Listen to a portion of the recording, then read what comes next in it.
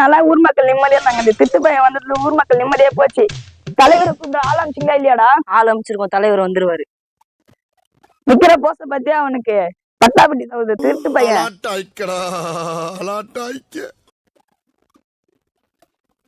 என்னப்பா பிராது குத்திங்க?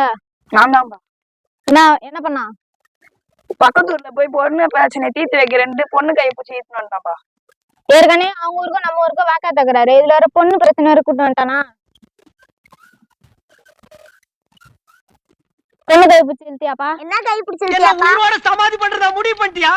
எப்பா நான் பேசுறேன் தலைவர். ஏப்பா பொண்ணு கை பிடிச்சி இழுத்தியாப்பா? என்னப்பா கை பிடிச்சி இழுத்தியாப்பா?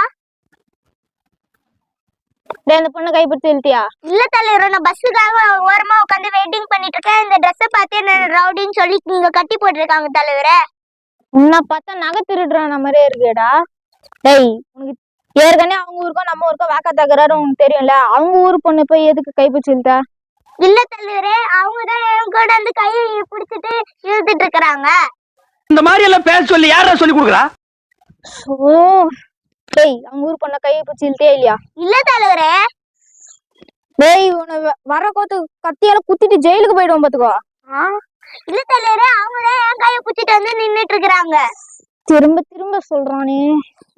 வேற அது சொல்லாம வேற என்ன சொல்லுவாங்க? இவங்கெல்லாம் ஒரு ஆளு பஞ்சாயம் கூட்டுறேன்னு சொல்லிட்டு வந்துட்டாங்க. சொல்ல நீ பிபி அந்த பேஷண்ட் மாதிரி வெள்ளை சட்டி கட்டிட்டு இங்க வந்து முன்னாடி அது ஏதோ ஒரு பிரச்சனைன்னு சொல்லிட்டு ஊர்ல இருக்க பிரச்சனை பார்க்காம இங்க வந்து